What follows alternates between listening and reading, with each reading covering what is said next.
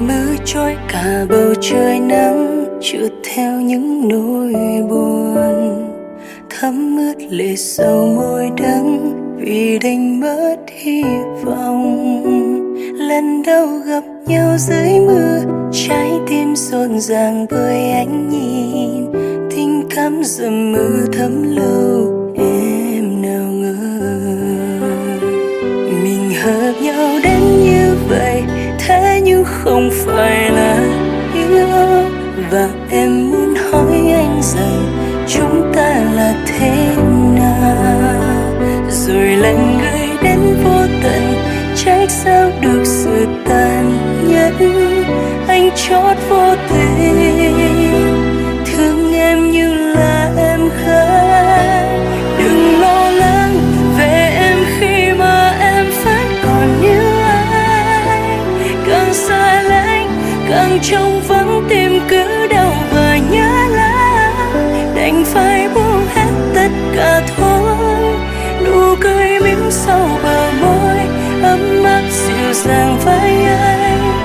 Em đã bao lần niên xa nhìn trên cao khoảng trời yêu mà em đã dành cho anh.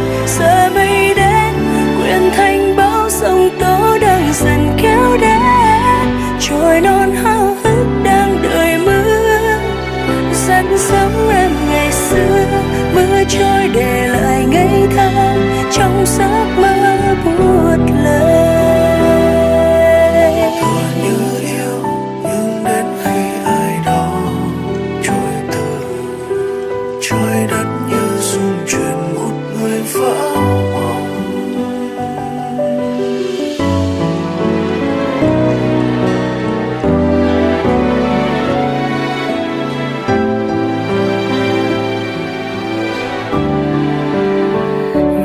Hợp nhau đến như vậy, thế nhưng không phải là yêu.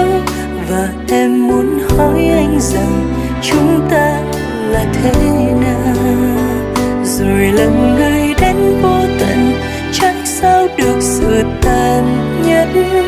Anh chót vô tình thương em như là em gái.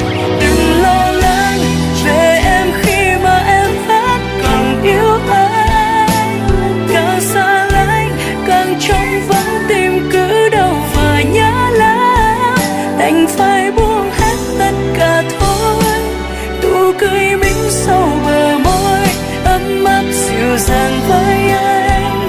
Em đã bao lần niên xa nhìn trên cao khoảng trời yêu mà em đã dành cho anh. Giờ mây đến quyện thành bão giông tố đang dần kéo đến, trôi non háo hức đang đợi mưa dắt giống em ngày xưa. Mưa trôi để lại ngây thơ trong giấc mơ buốt lầy. Đừng lo lắng về em khi mà em vẫn còn yêu anh, càng xa lánh càng trông vắng thêm cứ đau và nhớ lắm. Đành phải buông hết tất cả thôi, nụ cười mỉm sau bờ môi ấm áp dịu dàng với anh. Em đã bao lần yên giá nhìn trên cao khoảng trời yêu mà em đã dành cho anh. Giờ mây đến quyện thành bão giông tố đang dần kéo đến, trôi non háo hức đang đợi mưa dắt giống em ngày xưa. Mưa trôi để lại ngây thơ trong giấc mơ buốt lầy.